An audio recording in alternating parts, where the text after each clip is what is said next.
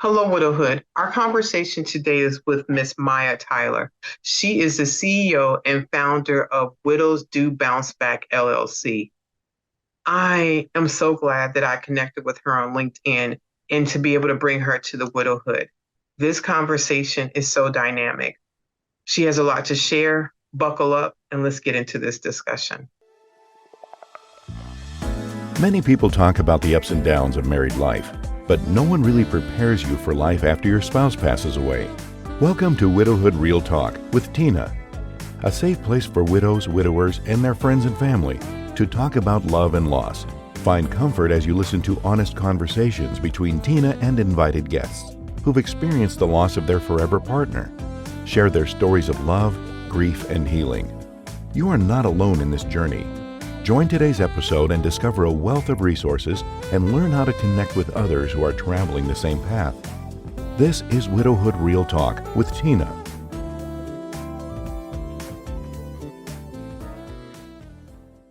Hello, Widowhood. Our guest today is Miss Maya Tyler. Look at that beautiful smile. Welcome, Maya. Thank you so much for having me. She says that like I didn't stalk her on LinkedIn to get her to this conversation.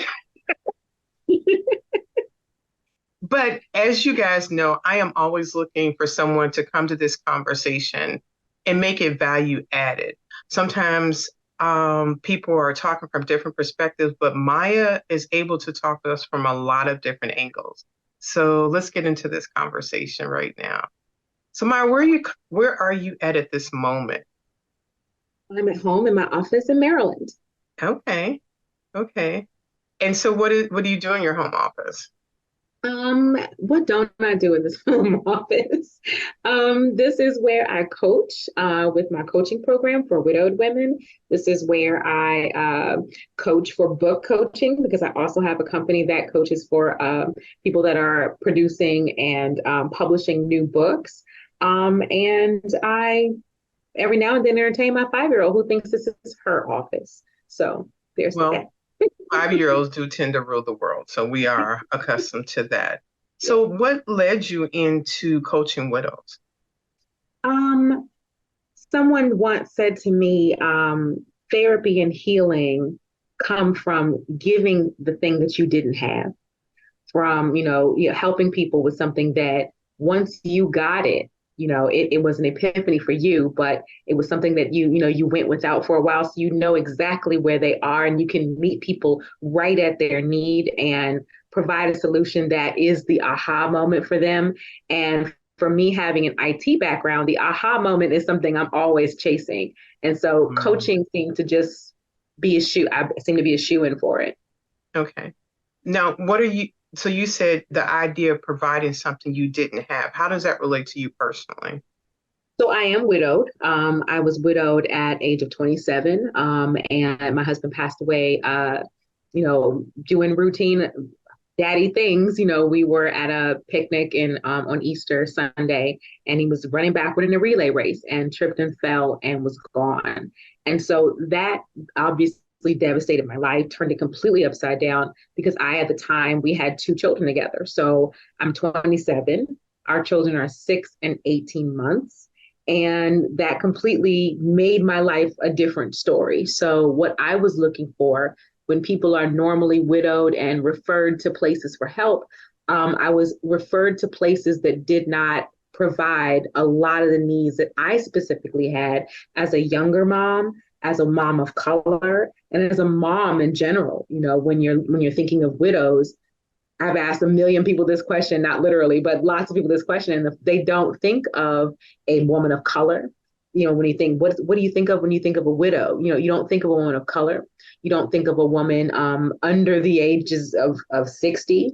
You don't think of a mom. You think of, somebody completely opposite of those circles and needs. And so that is what I found when I was in those circles. And that's not what I needed. I needed help with grieving children. I needed help with financial stability and figuring out adulting and who I am at this stage in life as a woman. So there were things that I definitely did not have, figured out eventually, and decided, you know what? I thought there needed to be a blueprint, so I'm sure somebody else does. And in creating the blueprint, in writing the book that I wrote back in 2015, the demand seemed to grow for, oh, we need this one-on-one. Oh, I need you in my life. Please come sit next to me and do this with me, for me, and, together. And that's what it's been ever since. Thank you. So there's a lot to go back and circle. When you say you figured it out, can you maybe expound on one particular area that you identified you needed and what figuring out looked like? So the easiest subject and the most in forefront in my mind was parenting. Parenting grieving children was a completely already news area for me because I was already a new mom. My children were babies. Yes. And I just so happened to have a parent. My mother is the head, or at that time was the head of special education in Prince George's County here in Maryland. And so what I didn't understand and didn't know already, even though, she's been in education forever, my whole life, was that schools actually do provide plans in place for grieving children. There is a 501 plan for children that, have a special need, and doesn't have to be a learning disability, doesn't have to be, a physical special need. It could also be a counseling special need. And you can create this plan, and most schools around the US do provide this, but you have to ask for it. So creating that microcosm and that support system around my grieving children, that was definitely something that I had to kind of be introduced to, be immersed in. And it just so happened that I had access to it. And 9 times out of 10, when I spoke to another widowed woman about it, they had no idea this existed. They did not know the access they had, and they needed a bit of help figuring out and navigating how to activate that for their kids. And so that piece was already in my arsenal to give and help and teach and coach on as soon as I decided to be a coach. Mm. So thank you. What was your path what is one's path to find out like how that exists? How do they obtain that and engage that for themselves? They can actually engage with their school counselor. I know here in PG County, you have a pupil personnel worker or a student liaison. And that it's a government program, so it definitely goes hand in hand with other government, and public school. Private school may be a bit different, but you can probably still approach the counselor or the principal and just say, look, what do you have for what programs? What do you have for a grieving kid? And then they're obligated to tell you. But because of, the way people are sensitive about their information and student rights, it's not something that the teacher is going to, impress upon you. It's something that you have to, ask for. So that being, said, a lot of people, like I said, other parents didn't even know it was there to ask for. So, and all schools are different. They all have different types of plans. But the 504 plan, I think I said 501 before, 504 plan is what it's called for public schools for a special education plan, is there for most public schools, like I said. And you can tailor what your child needs. It could be to have a timeout, whenever they are overwhelmed or overstimulated or displaying distress. It could be a visit to the counselor every, other day. That counselor could have be given communication rights to the counselor that child is actually seeing, the psychiatrist that child is actually seeing. They can share notes with that child's pediatrician and basically just create the guidance counselor could say, oh, to the doctor, your daughter didn't eat today. Doctor could say, please give her, an Ensure because she needs to eat because, we know this about her or him. It basically provides a holistic, 360 view of the child's life and support in all areas so that, they are never alone or struggling in an area that isn't provided for in some way. So that's interesting. Thank you. We seem as a society to discount children, their emotions and what they go through. Do you feel like you've experienced that being the champion for your own children. I mean, and you're managing your own grief and determining what that feels like. And then these young little people that are trying to become adults and they're having to be in this world of grief. Do you feel like the world was in a reality of that, or how did that go for you trying to champion for them? It's a twofold answer. I think for myself and everyone that I've coached, they've kind of said the same things. On the one hand, as a grieving parent, you're completely overwhelmed. As a grieving person, you're completely overwhelmed. And the idea that this is a thing that you can't fix for your Mm, son or your daughter is overwhelmingly frustrating. It feels hopeless. You feel helpless. And it's a point of depression for many people. So there's that end of it. And then on the other end, there is the fact that children are, very resilient, but they have multifaceted they're multifaceted in the way that they emote. So there could be no symptoms of grief at all, for a few years. And then all of a sudden that child, the grades begin to decline. They could be immediate. They could act out in different ways. And because as parents, we don't want to open the door for, unchecked bad behavior. We don't want to allow things to get out of hand. We don't know where to draw the line. And so some of us will allow too much. Some of us, won't allow anything at all, will become strict. It's a very strange and fine, area to navigate. And, I guess a third aspect of it is, do I get this child professional help? Does that mean I'm a failure as a parent if I can't help my own child? Does that mean I don't know what to do with my own child and I'm passing it off on someone else? Am I being lazy? There's so much parental grief and I'm sorry, guilt that comes with the grief where you feel like you should be able to handle this, or even in the communities of people of color, we keep our business in our house. We're not about to have our child going to go see a shrink because we don't know how to handle grief. We have religion, so what are we going here for? There's so many multi different ways to not attend to the child's grief. And I think I'm the biggest proponent for having your child be evaluated by their pediatrician. And that's another thing that many parents don't know is available for them, that their pediatrician is absolutely bound. If you say, my child is under duress, please evaluate them for psychiatric referrals that are under my plan, and that you actually have to go and make sure that they are offered in my plan. That doctor will know exactly what you're talking about. That pediatrician will go, okay, we'll pull out a form, and without you or with you in the room, depending on the age of the child, go through this form and find out for you and actually be able to refer you if that child is eligible or does show signs that they need to be referred to see a therapist. And in most cases, they will say, go ahead and do the therapist for a grieving child because they want the therapist to also evaluate them. And usually it doesn't have any hefty charges to it. Usually it's comes with your whatever benefit you have, medical benefits you have.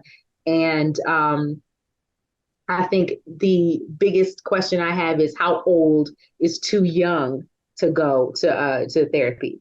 And my child, like I said, at that time was 18 months old. I did hold on to him until he was at least, about 2.5. But even at 2.5, he was recommended to go ahead and go.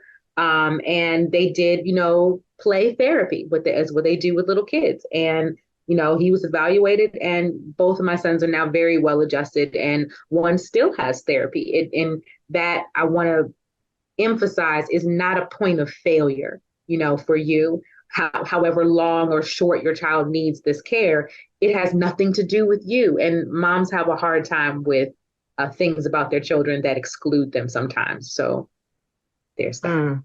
Thank you. Being a mom and also being a widow, how did you manage your grief? And what did that look like for you as you were struggling to try to be a champion for your children at the same time? And I say that from a place, my children were older. Um, Catherine and Alex were both out of the house. Well, Catherine was there when her dad died. Alexander was in the military.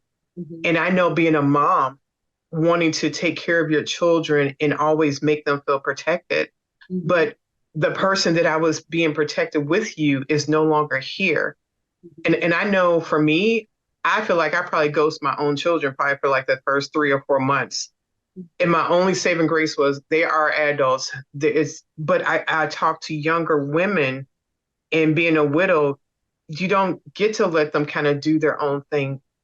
And that creates some very unique challenges than that 60-year-old age bracket that we think widowsum fits into. Mhm. Mhm. For me, I would actually describe it, I guess, as a mess in a fishbowl because I was, a mess in the beginning. And I say in a fishbowl because I felt like everything I did was being watched because it absolutely was. Obviously by the outside world, by, my in-laws, by the people that I was close to, even my inner circles, but mostly by my children. They were watching me to see, is mommy going to break? What is it like? Is that okay? And what does being okay with grief daily look like? What am I expected to do, based on what mommy does? And so there were, and I'm being told this by my own therapist at that time, but feeling apprehensive, like I can't just burst into tears, in the middle of breakfast and eggs and think and have them think that's okay. And absolutely, it actually was okay. It's, being able to show your feelings, especially to young boys. For me, that was hard to do because I didn't want to, make them soft. And, I have all these new feelings of now I have to make them men on my own and, without their father. And so there was a lot of pressure to figure out raising men, to figure out who I am in this space and how to be both who I am as a woman and who I am now as a solo parent. There was a lot that I had to learn. There was a lot of trial and error. There was a lot of dual personalityism that I had to, figure out how to consolidate at some point because, being two people is hard work.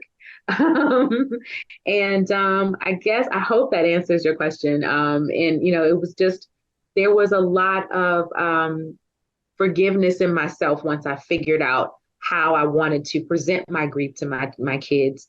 And once I did figure it out, and brought them with me along the way in the aha moments, I felt like the best therapy for us as a family was creating our microcosm, creating our own little traditions and our own ways of, let's talk about daddy, or, let's talk about, things that, they want to know, and questions of mom that they want to know about daddy. And, how are we doing sessions, just kind of sitting around and, not the cringe type of, so are you grieving today? But, when talking to an 8-year-old and a 5-year-old, you kind of have to filter what you're saying so that they both can understand. And so there was a lot of balancing act. There's just too much for one sentence, apparently, for this answer. No, good gosh, I didn't want one sentence. I mean, why would we even be here? No, thank you. I want to circle back to a couple of things that you mentioned. Mm-hmm. I don't want to make an assumption that someone understands the concept of being two people. Mm-hmm. If I understand correctly, that is you trying to parent your children and in your head be you and your husband at the same time for every decision that you're needing to make and try to do that. That's how it showed up for me. But it may be different for you. So I wanted you to expound upon that. I don't want to make an assumption what that looks like. Yes. Okay. So no, actually. Good. I'm glad I asked. Yes. Yes. In therapy, I learned that, and this is something that I coach on after, doing my own research and having my own experiences. I will never be him. Correct. So trying to be him is an exercise in futility, honestly. And finding, figuring out what it was I wanted from him that I could not have because he wasn't here, and finding other ways to provide those things to my kids. That was my answer to that. For example, I had my father. He was in my life at that time. He's passed away 3 years ago, but at the time that the kids needed him, he was there. I had their parents, their godfathers. I had cousins. Whenever I had man questions or needed man support for my little boys, I outsourced it. So there was no being two people in that realm. The two people I was speaking of was Maya as the woman outside the home, because there was a time when, for me, grief and coping looked like at home, I have to be this grieving mom. I have to deal with grieving children. I have to, be mommy, mommy, mommy every 5 minutes. I have to be no tag team, no breaks. It's just me. I have to be, on top of all of their needs. And, my day at home, I had to create a schedule so that it is bedtime for these children at 8 o'clock. The sun's still up, mommy. You going to bed at 8 o'clock, so that I could, end that, that time, and start the other side of me. So after 8 p.m. and during, my work day when I'm not at home, it was, okay, well, who is Maya? What are my hobbies going to be now? What am I going to do at night? What am I going to, am I going to better myself? Am I going to figure out what that's like? What am I reading? What am I feeding my mind and my body? Like, really creating the 360 panoramic view of who I am and what I want to be. What am I planning? What am I, so there were two different people. Am I dating? At some point I began to date. I did not bring that dating Maya into my home. So it was, from my perspective, none of my children's business until it was, until I was going to be serious about this person and wanted to bring this person to meet my children. They did not need to be part of my dating experience. So, that was the dualism with the two different people. There was, mommy with, out and about, not, meeting people and not necessarily having to be the widow. So there was a bit of escapism there.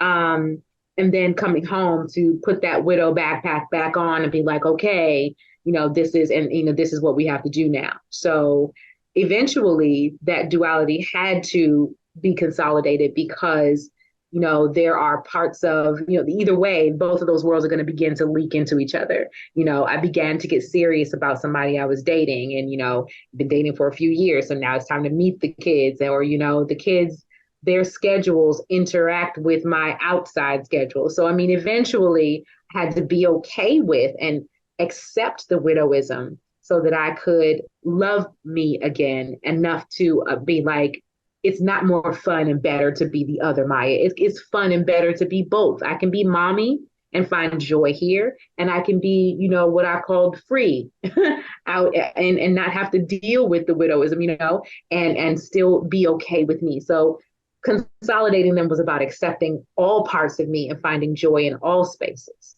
So I'm so glad I asked that question because I was looking at it from a different perspective. And I'm grateful, like yourself, I had the children's godfather, I had my brother and other men. And a lot of that you spoke about, just the value of having a therapist to be able to walk you through some things when you are in the most foggy place mentally and trying to navigate something that is going to be so important. Which brings me to the other part of Maya in the Black community and how that shows up. And you and I may go, yeah, I know what that means, but everyone may not know what that means. So would you mind unpacking that a little bit? That's a good question. Honestly and transparently, I've never presented my coaching, my business, or myself as exclusively a person of color. I don't attract exclusively people of color.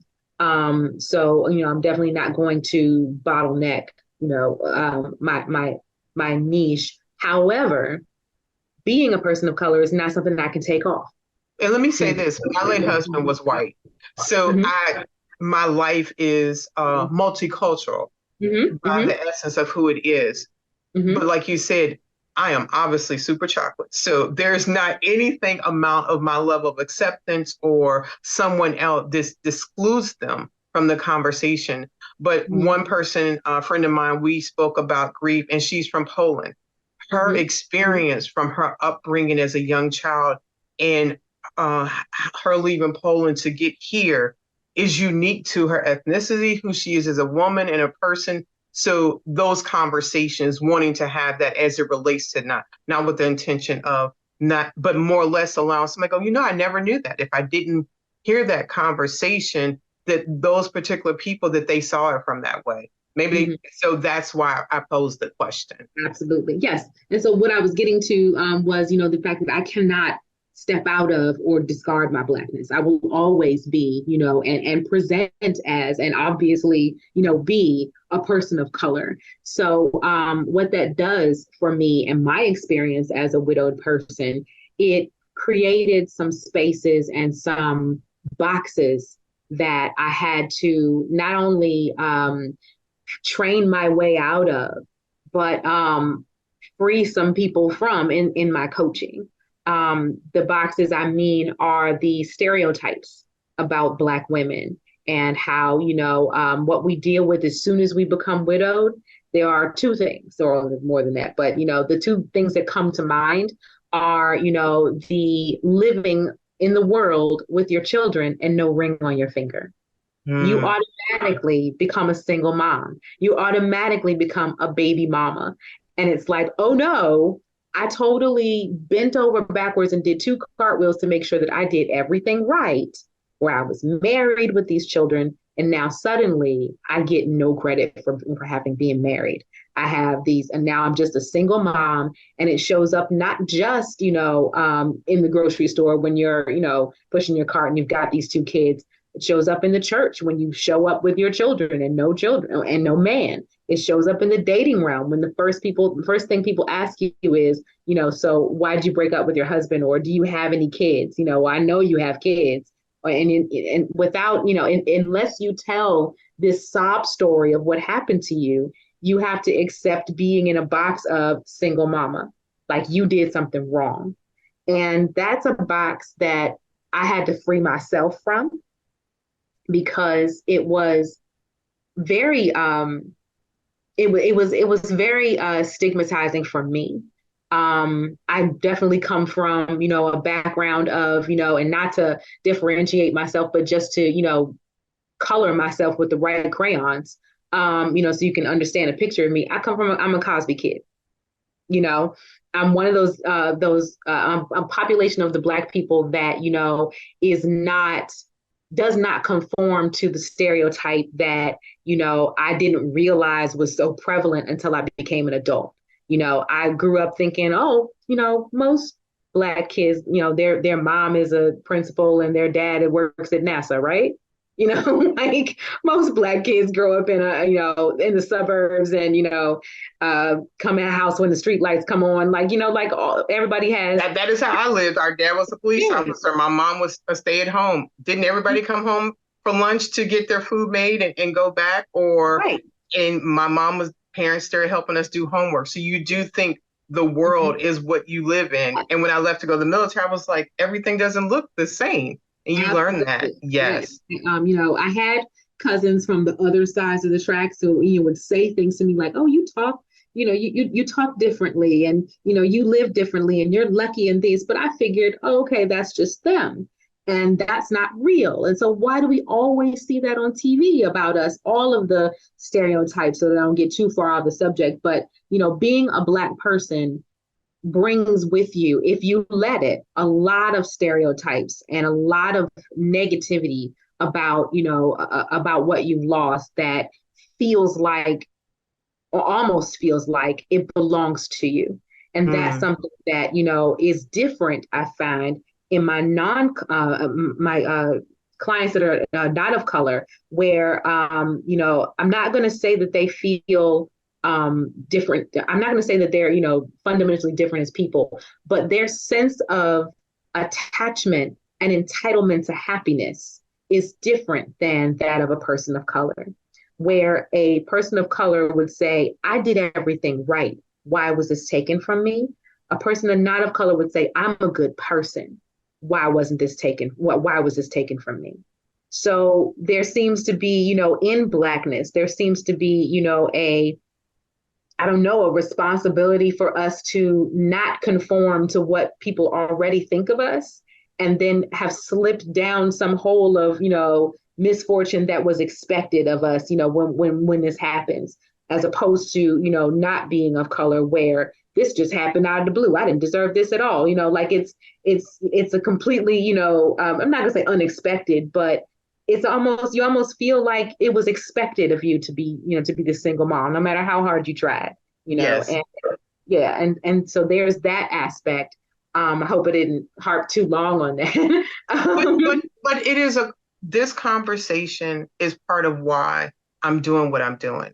Mhm, Because oftentimes people don't realize they can talk about it, mhm. that it doesn't make you less than. I remember when I took off my wedding band and looked at my hand, and that is what I thought. I'm like, I'm a single mom. That was not my goal. I mean, Mhm, the kids they're grown, but it's mhm, still you're forever parenting to some extent, some way or another. mhm. And like you said, I really tried hard not to do that. But It's a sense life, of life. shame. Yeah, there's a sense of shame, and you almost want to be like, "Well, I'm a widow. I didn't do it. I didn't just sleep with somebody and become a baby mama." Like you almost want to check people, and And and I that. did sometime. I would, and I was like, this is gonna be uncomfortable for them, but they're gonna get this work today because there's more to my story than, Exactly. and Then it's what? like a whole life with this person. I liken it to like it's not Mordorf, the name that should not be mentioned. He lived, we loved, we had a life. These children are a product of that. And I have to Made a honor bad that. decision. Yeah, I mean, my yeah. last name is Cornwall. They already looking like how did you get that? So no, Yeah. that is thank you. That is a legitimate question. Mhm, mhm, One more thing I want to ask about what you said. You and if I hope said this correctly,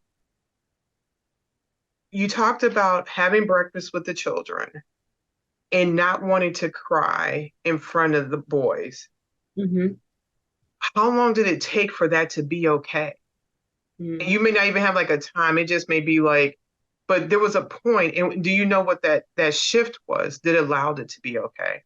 Um, it still doesn't feel, good.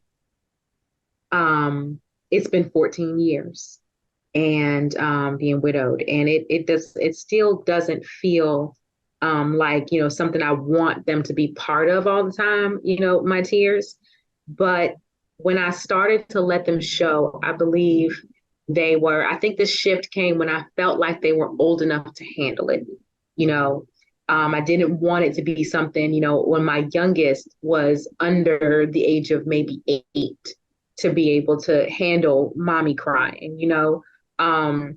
because kids are extremely empathetic, and they are extremely they feel responsible, like, well, I have to fix mommy, and it's probably because we fix them. Mm. This is their way of life, and it isn't an exchange, it's a way of communication. So I didn't want to, because there was a point, my youngest was about 4, and I had exited his room, let him go ahead and go to sleep. And I just, he had been crying about, where's daddy? I want daddy. I don't want you. I want daddy. So, stab mommy in the heart. And, so I sat on the steps and I began to cry. He came out of his room and sat next to me and put his arm around me and he said, Maya, what's wrong? Excuse me, sir. Sir. Make sure you weren't dreaming. Like, is this for real? I'm like, he just, okay. I mean, he knows my name, but You never say it. all right. Well, I'm fine. Thank you for asking. But I was like, okay, so I don't think I want him to be my therapist. No, Mario, you don't.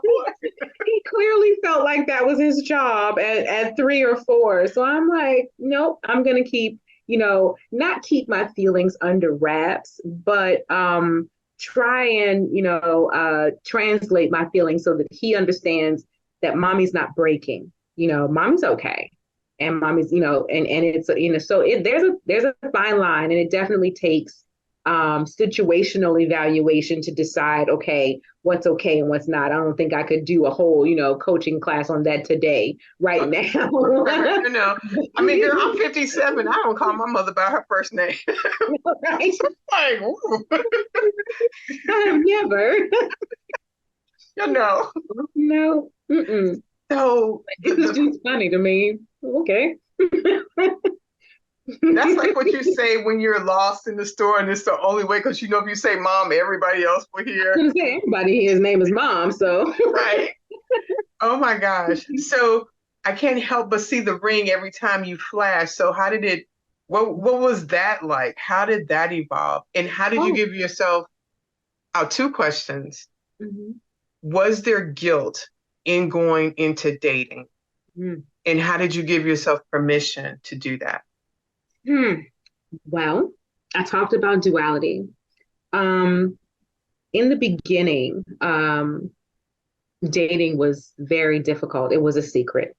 It was an absolute secret, mostly because I felt like it was taboo. I began dating what I guess to others would be considered early. Um, when I first began to date, it was mostly an escape. I'm used to having my best friend go to bed with me every night and, at least have conversations with him every night. And so I began, that type of late night talking and, going out or whatever, just to sit and literally talk, with these people, with guys, for, relatively early. So I guess, and I hate to say early because, it's your own time frame. And the reason I point that out is because at that time, as a widowed person, I felt like I don't want anybody to know this. They're going to think I didn't love my husband. They're going to think that I'm, out here being, selling my ankles. And that's not what I'm doing at all. Not your ankles. Okay, but okay, so you begged me to ask, what is too soon? What was the timeline? Right. So it was about 6 months. Okay. It was about 6 months. Yeah. But if 6 months, your head is starting to change. Your mind, and that makes sense. Yeah. Yes. So I needed, the permission that I needed, I realized wasn't going to come from the outside. It wasn't. It was going to have to come from inside. I was going to have to allow myself to say, you know what? You are a 27-year-old woman. Nobody had a problem with the choice you made to marry this man. Nobody had a problem with the choices you made then because you were an adult. Did you stop being an adult? At some point, did you stop having good judgment because you became widowed? Did you stop understanding what, a good man was or what you needed from, someone else in the outside world? No. So then why on earth would you treat yourself like suddenly you're a child, you don't know how to make decisions, suddenly, you don't know how to keep your ankles unsold and together, like, you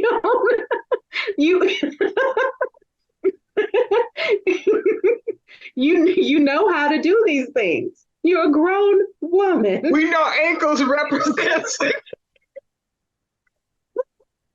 That is good. I'm gonna have to use that. Keep your ankles. Okay, thank you. Not out here selling our sexy. I have permission to reuse that later. Yes, ma'am.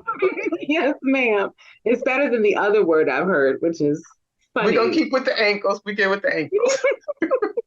No, the other one I heard is funny too. I'm gonna tell you. Okay. The other word is widowing.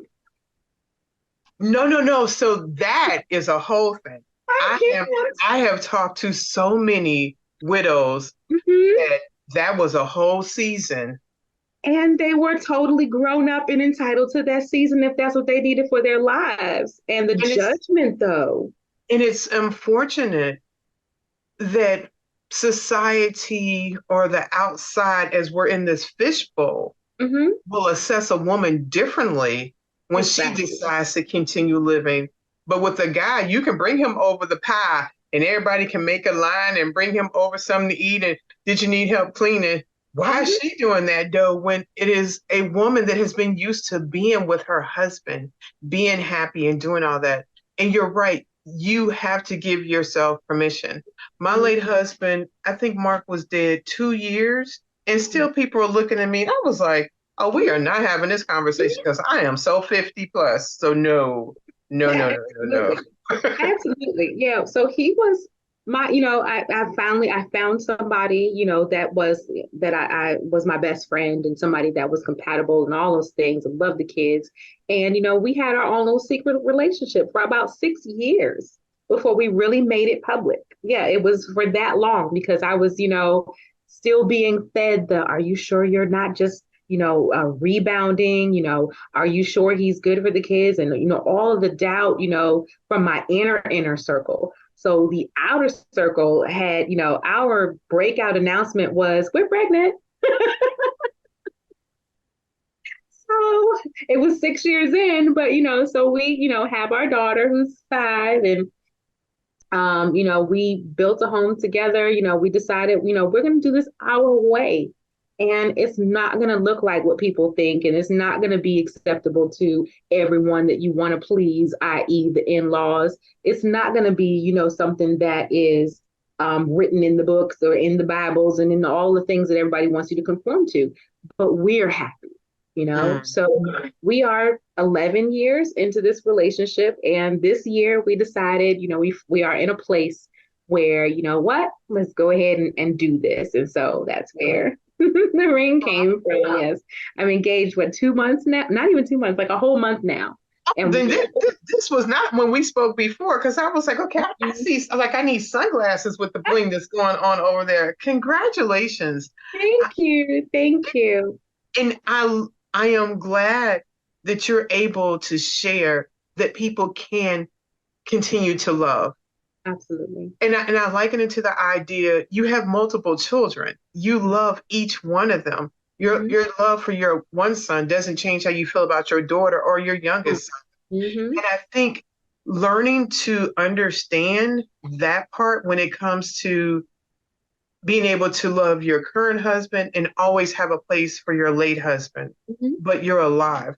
Mm-hmm. Is that something that you work in coaching people through that concept or in that Absolutely. process? Do you find a Absolutely. lot of conversation with that? Absolutely. Yes, it is the biggest conversation. How do I love two people? How do I explain loving two people?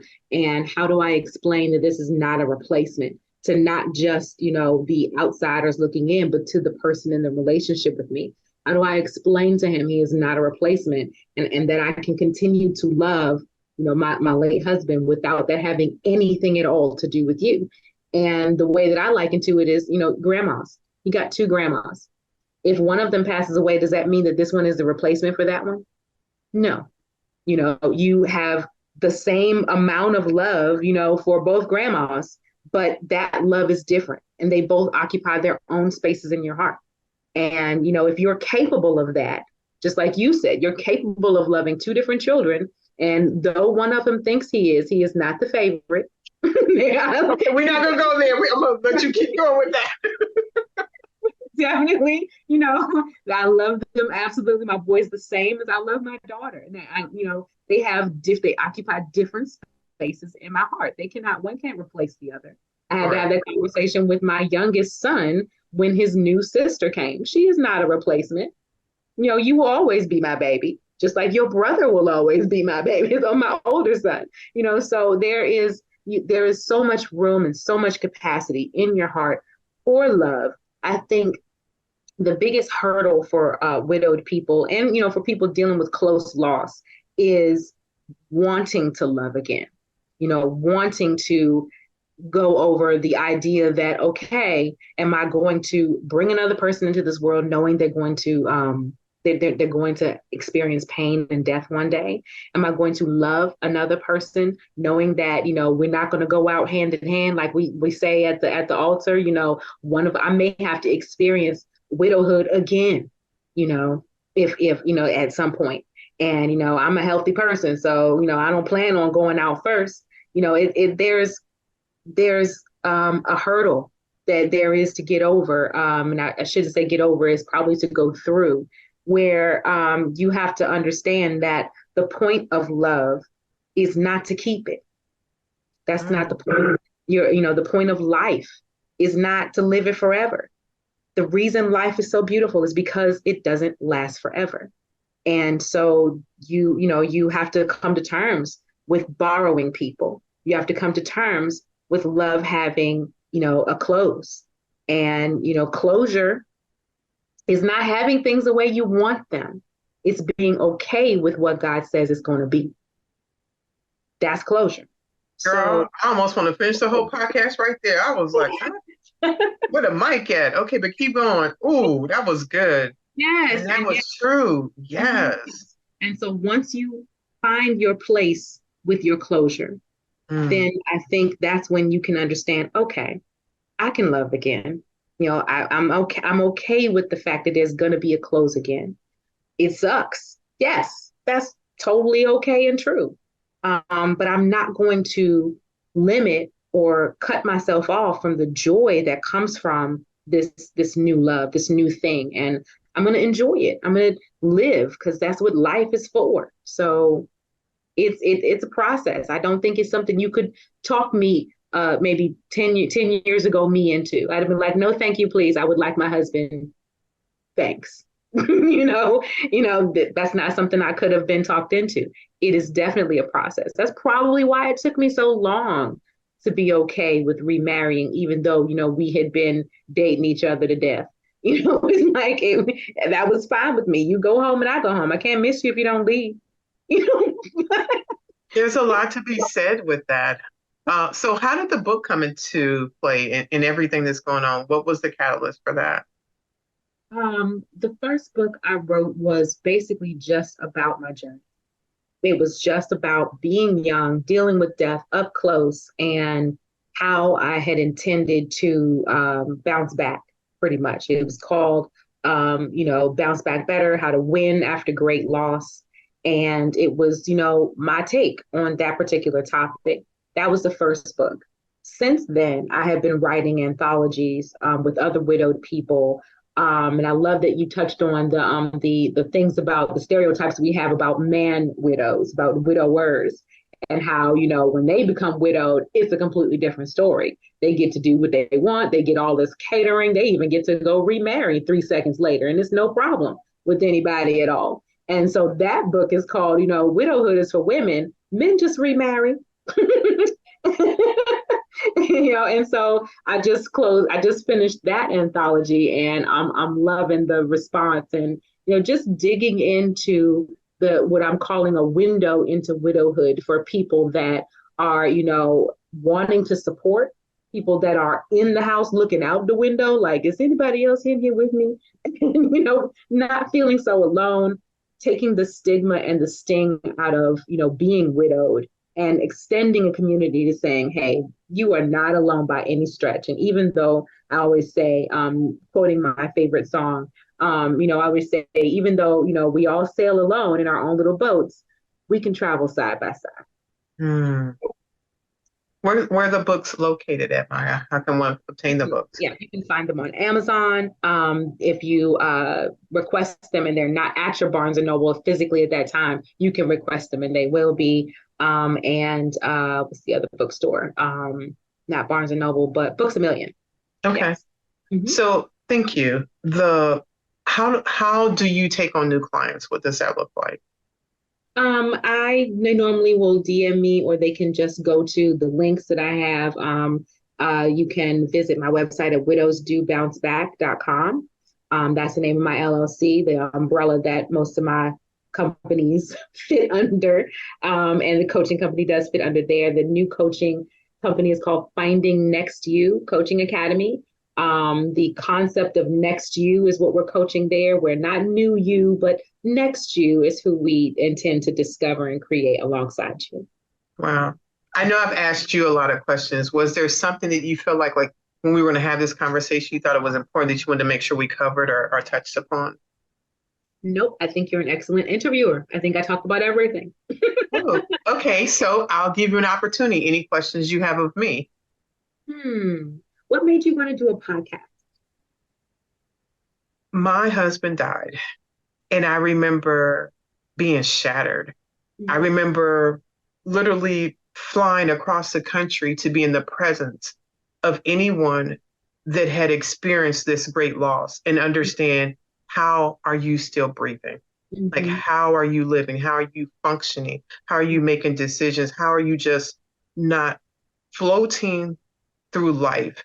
Mhm. And I spent a good amount of time doing that. I opened up my phone. Everybody I knew that was a widow, I was like, oh, I'm calling them. I'm calling them. I was meeting people for lunch. I was talking to people.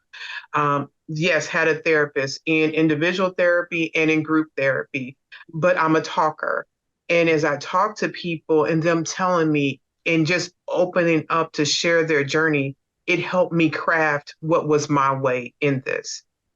And then as time shifts, people started asking me a lot of questions. People started asking me, now I'm up there with your children at 8 p.m. I am done.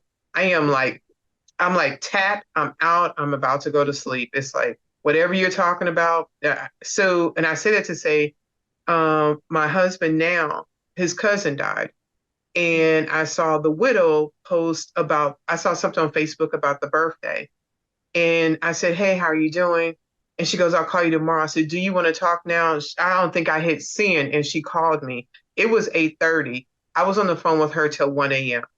Oh my goodness. But I did not care because I knew what that felt like from my perspective. And I say that because I don't know exactly how she felt, because I believe that how you feel is based on you as an individual, your marriage, and so many details. So I will never tell another widow, I know how you feel, but I can understand and relate from my perspective. And when I got off the phone with her, I heard God ask me, what am I going to do with that? And I was like, yeah, that was exactly my look. Like, go to bed. It's too late. I don't even know why we're trying to have this conversation. Good night, Jesus. Right. But my mother, who is 79, has a podcast. And God was just pressing upon me, what are these people going to do when they're alone and they don't feel like they have somebody that they can relate to and understand their journey? And I was like, well, I could talk. And then flushing out the details, Widowhood Real Talk with Tina, and thank you for that question, it's not just a podcast. We are a registered 501c3 nonprofit with the mission of supporting, encouraging, and helping people who are dealing with grief.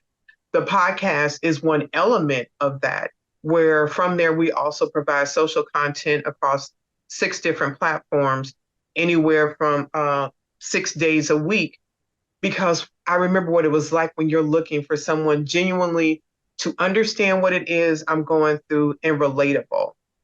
And then on top of that, we provide free books to people who are grieving. We work with different authors and they'll send us their books and we will just donate them as people have a loved one that has died. And then the third realm is different events. We just finished having an event called Walk for Love, where we ask people from August 6th to the 12th to walk 1 mile and on whatever their favorite social platform to just put hashtag Walk for Love and hashtag WRTWT. And you can do it next year. We're going to do it every year. And what that does is it creates community, because when you're grieving, the idea of leaving your house can be difficult. So to think in August, there are other people walking, okay, I can maybe get myself to walk one day.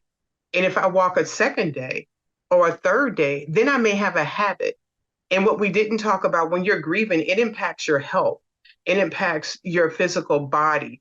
So the ability to regain exercise and get the sun on your skin and get that vitamin D. And no, we have people from Singapore posting that they walked during that timeline. Because, as you said a lot, you are not alone. And we have a webinar on October 7th, where we have 4 mental health professionals speaking about dealing with grief during the holidays. That conversation is expanded to include the death of a loved one, but other different levels of death. We have mental health professionals in different areas to have a broad conversation, because you say holiday, like right around October, November, when you're in that space, it can be devastating to even think about everybody all fa la la and happy, happy, and you over there like, I don't even want to be here. But getting some tools in your toolbox to understand what I can do about being proactive. So it was, as you said, meeting people at their place of need. And what I know is unique for my circumstance, all of my friends and family showed up.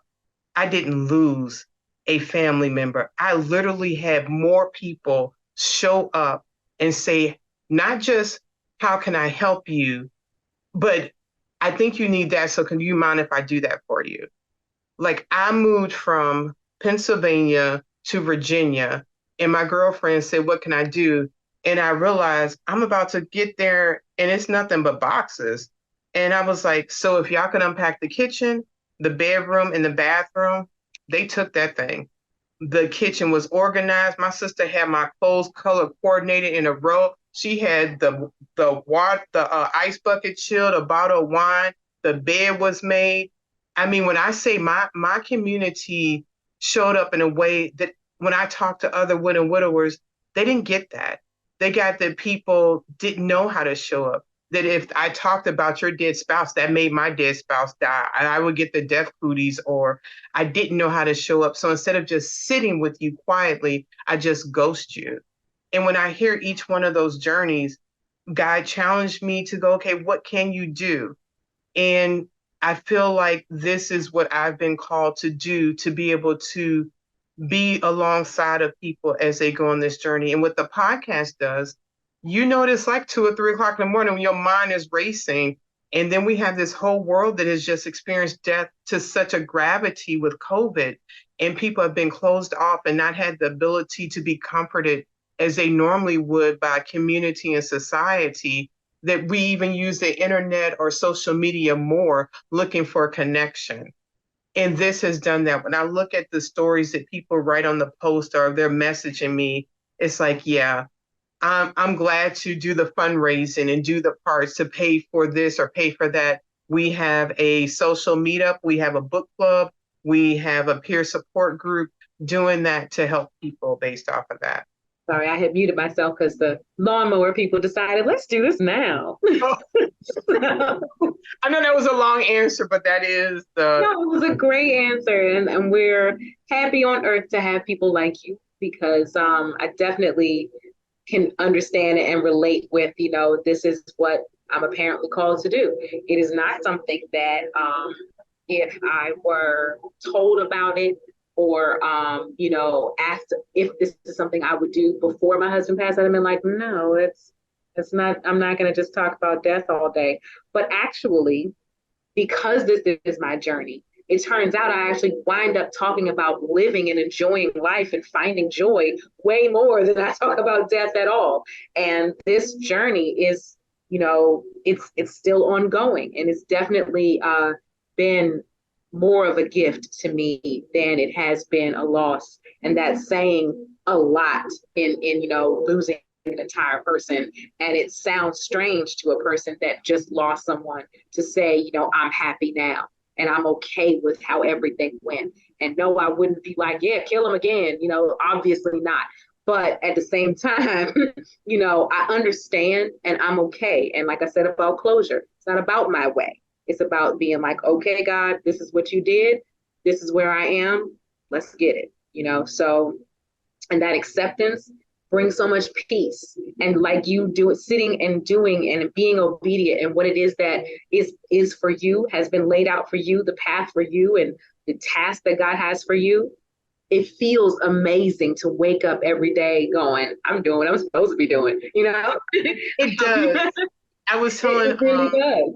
I had a widow, it's 8 months out, and she messaged me. I said, you can call me, but I know what it feels like. You don't want to bother somebody. Mm-hmm. And I had that conversation with her, and my husband says, well, do you want me to make something to eat? Because I know you're tired. He knows what it's like when I have poured out to people and being able to do that and then just lay in bed and rest, because then I need to decompress what Mm-hmm. that looks like. But I would have never, ever imagine this. You would have never been able to tell me that this was on the other side of that. But I, like you, know that life is for living, and we are literally borrowing these people that we have. I mean, when Mark died, I was like, like it does happen to everybody. Like, oh, I was not ready. And then it was like the whole idea, do I even want to expose myself to the possibility of another man dying and being a widow again? But I would have never have considered the man that God would have brought to me and who Fred is, that I may have missed that and lived a life that I feel like would have been different than what I'm living now. I am grateful for that. And it is complicated for someone to understand how okay you can be now and compared to when somebody is very much either, I would say, has just become widowed, or they may be stuck in that place that they don't know how to get out of, and finding that voice within themselves to give themselves permission to continue determining what life looks like for them. There's something to be said for the aloneness and the detachedness you feel as a widowed, as a newly widowed person, versus when you do find happiness again. People automatically assume, oh, it's because you're remarried, or oh, it's because you found another half to your whole. Now you can be whole again. No, ma'ams and sirs. I had to figure out how to be whole by my whole self. Yes. By myself before I could even entertain wanting to and love again and have another kid and have another love. Like, I had to be okay in here with me. Yes. And that's something that I found before all of that. And I think that that's important to enunciate with people and let them know he did not bring me happiness. I'm happiness. I'm my happiness. Figuring out what I'm supposed to do in this life, giving more than, I said once, the best thing that I've come across in widowhood is not about anything that I've been given. It's about what I've given to myself. That's, the freedom I've given myself with being able to figure out who I am and what I want to do with it and create the life, the next me. That has been my freedom and my happiness. That's been my new lease on life. He nice. It's nice. He real nice. But he ain't everything. Right. Yes. Everything. And I don't want to say that it was my maybe immaturity or youth, because I did get married when I was 21. I did become someone's mom and wife and graduated from college all in the same year, 2003. I was doing everything, all the things. But, I did not have a singular identity. My identity was two became one, and I was cool with that. And there's nothing wrong with that. But once you are now on your own without your other half, you're going to have to grow into the space that person left behind. You don't fill it with something else from outside. You have to grow into that space. And that's what I did. And that obviously that's what you did. And so teaching other people to do so and to be okay with doing so is our work. It is. Thank you for mentioning that. Like, I have a whole full-time job and doing other stuff. I'm not a learned therapist or those other different things, but I can volunteer. And learning and reading and becoming more educated in that arena. But I feel like this is the space that God has given me. And part of the resources is being able to have conversations with people such as yourself to direct somebody to who they could go to. And so they wouldn't get this in an interview conversation with you. It's a short, quick, but they can look and go, I could connect with her. That's somebody that I feel like that could help me be on this journey. And so these conversations help people. Any other questions of me? Nope, you answered my question, and I love how you answered it. And all of the points that you hit in your answer really gave, I think, more insight to those who maybe just started listening to you, more about you. So I love it. Oh, okay, thank you. 2 questions of you. Mm-hmm. If you could pick any age range from Maya, what would you pick and what would you tell her? Any age range? Like 20s, 30s, what? No. Like, if you want to go talk to 10-year-old Maya, what would you tell her? Or 20-year-old Maya, or any age? Like, you may say a specific age or maybe a range in your 20s, whatever that looks like. And then what advice would you give her? Oh, man. The decades of Maya have struggled with different things. And even though there's only been 4 decades of Maya, I guess the one that would pertain most to this conversation would be the decade between 20 and 30. And it would have been, I would tell her, hmm, I would tell her that tomorrow is going to worry about itself.